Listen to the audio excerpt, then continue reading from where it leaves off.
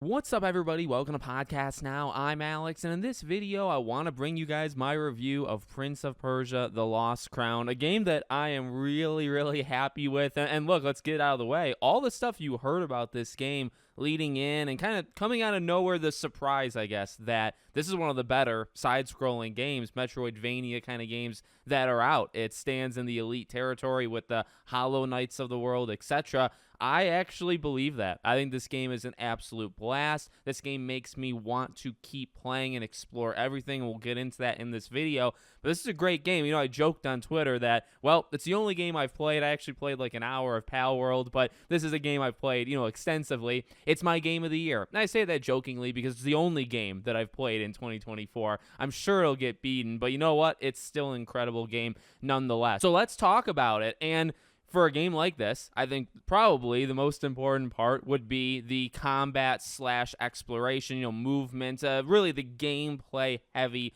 stuff. Now, we'll talk about the visuals, we'll talk about the story, but the gameplay in this game is phenomenal. And I guess they nailed it, and I can't believe they nailed it. I know, and we talked about this leading into the game, I know this isn't the Prince of Persia game everybody wanted.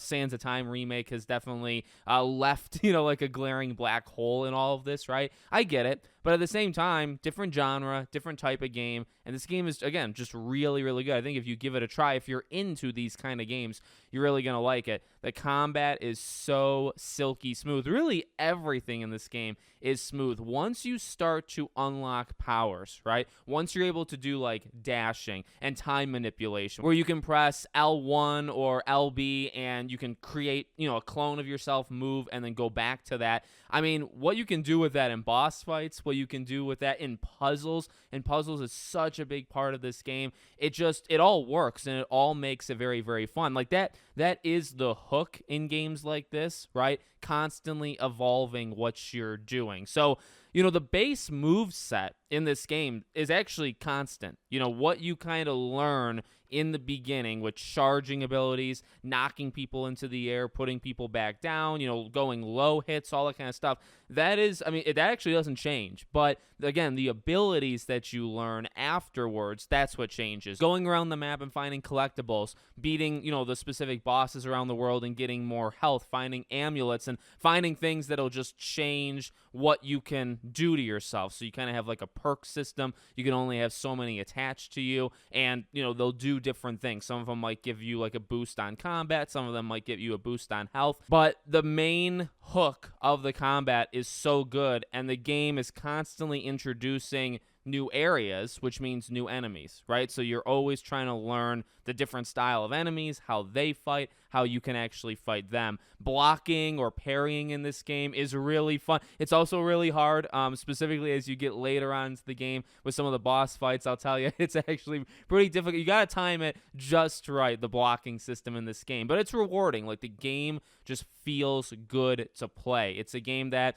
if I'm running in the same area multiple times, like 3, 4, 5 times, because I like to backtrack, and you have to backtrack in this game. But, if I'm running back and forth multiple times, sometimes I won't take out the enemies there. I'll kind of run by them. But most times, like, I will stop myself and fight because it's just fun. It's just fun to kind of slow down, and fighting them all gets you currency, which then you can then spend to pretty much upgrade everything that you have in the game. So it's definitely, a reward system there.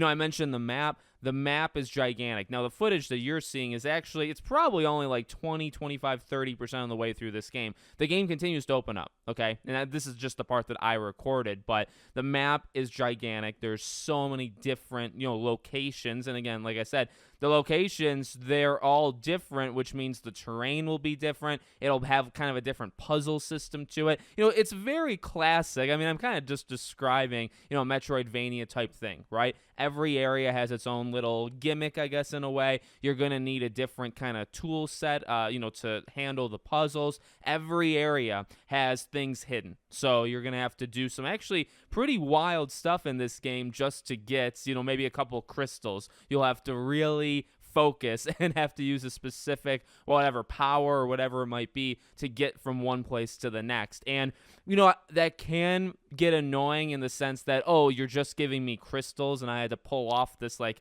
acrobatic feat to get it. But you know what?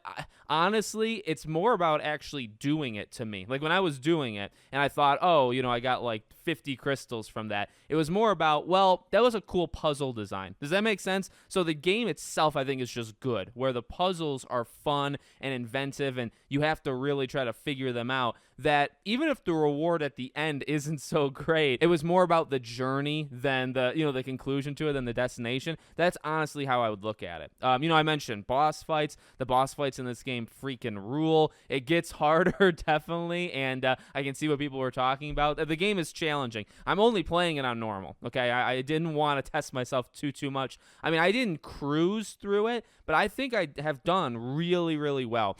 And like I said, the thing personally to me that I really want to get across to you guys, the game makes me want to keep exploring. So the map is so big, and the game is like, this is a meaty game. There are side quests that you'll just find, and I pick up any side quest that I get, right? Because it's like, well, if I do it, I do it. If I don't, I don't.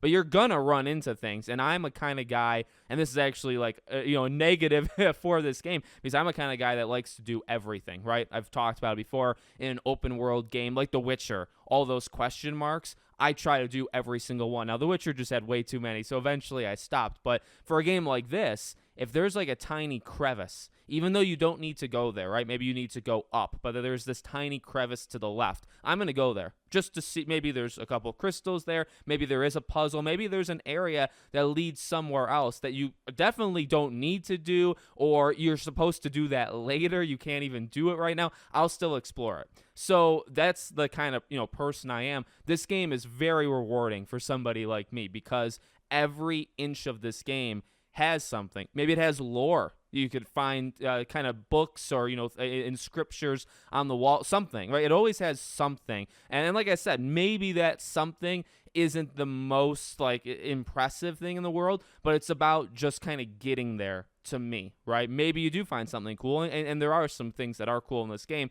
but it's more about just getting there. The story itself, well, I'm about 65% of the way, and when I say 65% of the way through, I mean like in terms of 100% completion. So I actually have not yet beaten this game. The story itself, where I'm at so far, is pretty darn solid. I don't mind it at all. It's definitely not the game's strong suit, but like we've just spent the last 6-7 minutes talking about, this game is for like the pure gameplay. It is fun to play. It's fun to move around. It's fun to parkour. It's fun to do these challenging little puzzles of getting from one place to the next. It's fun to use your powers to do that. The combat is fun. The boss fights are challenging but reward. Like you feel like I like fist. Well, I like raised my fist in the air. Like yes, I can't show it because there's no camera, but I was like visibly excited when I beat a specific boss. Actually, just last night. So the game has this just rewarding hook to it, and it's just purely fun to play. Honestly, if there was no story whatsoever, if you were dropped into this world and just said, go explore, go have some fun, and you'll fight different enemies, it still would be an excellent game. The story is actually pretty solid, at least where I'm at. Maybe it completely falls apart the last 20-30% of it. Because again, I think I'm further along because I'm trying to do literally everything. So again, what you're seeing now is early on, right? My map is pretty full. Right now I've explored a lot of this game. So I'm just really impressed. Honestly, I really like it. It's money well spent. It's it's $50. It's a higher price game for the type of game that this is. But yet, I mean, like Metroid Dread was a full price game, and that game is excellent too, and that's a side scroller. So it depends on obviously your budget. But I have seen, I guess, online $50 for a game like this. I know that might seem high, but there's a lot of value here. Like, this game can take a while. If you want to do everything in this game, you are looking at 20 plus hours. So like this is no like 4, 5, 6 hour thing.